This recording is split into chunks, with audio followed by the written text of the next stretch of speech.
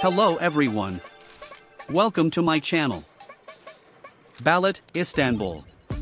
Istanbul's artsy neighborhood of Balat, the old Jewish quarter, has color-popping pockets amid its more down-at-heel residential streets, bright painted stairs, like those up to Unsur Agassi Kavisi Cafe, street art, parasol-shaded streets, and terraced wooden houses in sugary pastels and rainbow shades, try Keramet Caddesi. Wind around the steep cobbled lanes to dig out surprises in the rootsy cafes and vintage shops, live music venues and edgy art galleries. Butterfly Valley, Fethi. One of the greatest rewards for walkers on the Lishan Way is the spectacular view as you pass above Butterfly Valley, a jag of cove sheared out of the land, colossal cliffs rising sheer and scrubby either side of the narrow blue bay, fading to turquoise at the shore. On the toenail of Sand and Pebble Beach at the foot of it, accessible only by boat, there's a campsite with a beach bar serving beers and grilled fish, and yoga classes are held beneath the trees. Heading inland, the valley, used for all eternity as a goods route, leads through lush greenery and waterfalls, and in springtime, is filled with 100 species of butterfly. Ephesus. Turkey has a great number of ancient sites, most far less visited than similar sites in Italy and Greece, and Ephesus, now UNESCO protected, is arguably the grandest of them all. The Temple of Artemis, which stood in the ancient city of Ephesus, was one of the original 7 wonders of the world. Little remains of it now, but the remains of Ephesus are wondrous nonetheless. Set back from the Aegean coast, the settlement began 9,000 years ago.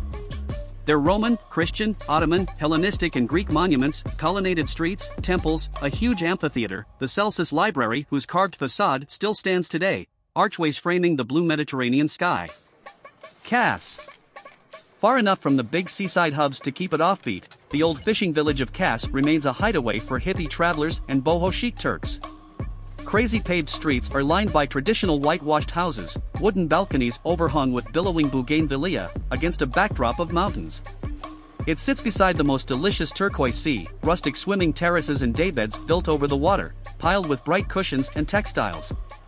The village's Kaputas Beach is a knockout, all dazzling white and bright blue, surrounded by dramatic cliffs, and nearby, off the island of Kakova, there's an underwater city to explore with snorkels, visible beneath the crystal clear water. Patara. Stretching more than 7 miles, Patara Beach is the longest and most wildly beautiful in Turkey, and also one of the emptiest. Breakers crash along one edge of this deep, wide stretch of pale sand, along the other are dunes and pine trees, marshes and lagoons, now a natural park rich in birdlife, so you are completely surrounded by water and wildlife, most notably, endangered loggerhead turtles. It's thanks partly to the turtles that the beach remains unspoilt and protected, and also to the ruins of the ancient city of Patara, built, it is said, by Apollo's son, at the back of the beach. You access the shore via these ruins, which include an amphitheater, parliament building, found buried in the sand in the 1990s, and the column-flanked remains of the main street. Apollo's temple is believed to still lie somewhere beneath, as yet undiscovered. The Domes of Istanbul. Across the Golden Horn, the more modest Ortaköy Mosque is one of the city's prettiest, white in marble and stone, with pink mosaics within. Located at the water's edge beside the Bosphorus Bridge, it is breathtaking at sunset with the golden light, and in the morning, when the call rings out across the water. Some of Istanbul's most beautiful places are its mosques. The city's architectural masterpiece, the Hagia Sophia, began life 1,500 years ago as a Byzantine cathedral, was converted to a mosque by the Ottomans, then in the 1930s became a museum, until, the summer of 2020, contentiously, it became a mosque once again. But all visitors are still welcome, to pray or just contemplate in awe beneath its soaring golden dome, shafts of sunlight piercing its stained glass windows like the fingers of God. Beside it sits the Blue Mosque. Built in the Ottoman era, its interior lined with handmade Iznik ceramic tiles and overhead, painted various shades of blue, and so beautiful that even Pope Benedict couldn't stay away, when he visited in 2006 thanked divine providence for it. Built by Suleiman the Magnificent in the 16th century, Suleimani Mosque is just that. High on Istanbul's third hill amid gardens and marble colonnaded grandeur, it has magnificent views of the city, too. Gümüşlük, Bodrum. Until the 20th century, the fishing villages dotted around the Bodrum Peninsula were only accessible from the water, and still today the best way to get around is by boat. Of all these fishing villages, the most charming is Gümüşlük. Ramshackle restaurants, simple driftwood-style shacks, line the water's edge, some literally set in the shallows, where you can eat mise and just grilled fish with your feet in the water. The smartest spot is Mimosa. Gourd lanterns, hand-painted in jewel shades, hang from the trees and canopies, creating sculptural shapes in the sunshine and enchanting at night when all lit up. It's also the best spot in Bodrum to catch sunset. Blue Lagoon, Oludeniz.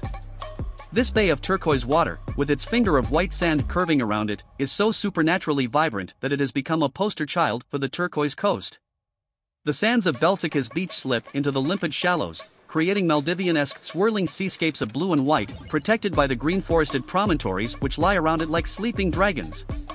Overhead, the skies are full of paragliders viewing the whole splendid shebang from the air. The pools of Pamukkale.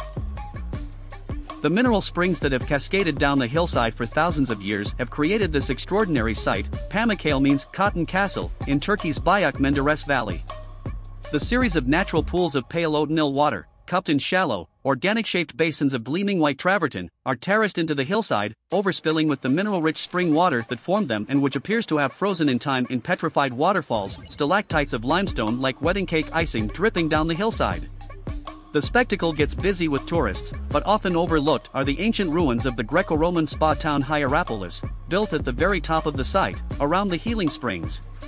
Here you can bathe in Cleopatra's very own hot bath, said to have been a gift from Mark Antony, once covered by the Roman Temple of Apollo. The Doric columns now lie in the water, and the pool is flanked with flowers. The fairy chimneys of Cappadocia. High on the Anatolian plateau, the curious landscapes of Cappadocia resemble a fantasy world. Honey-colored rocks have eroded into sculptural forms resembling minarets, magic mushrooms and what have become known as fairy chimneys, while underground, settlers since the Bronze Age have been busy carving out cave houses, churches and monasteries from the soft volcanic rock, even entire subterranean cities.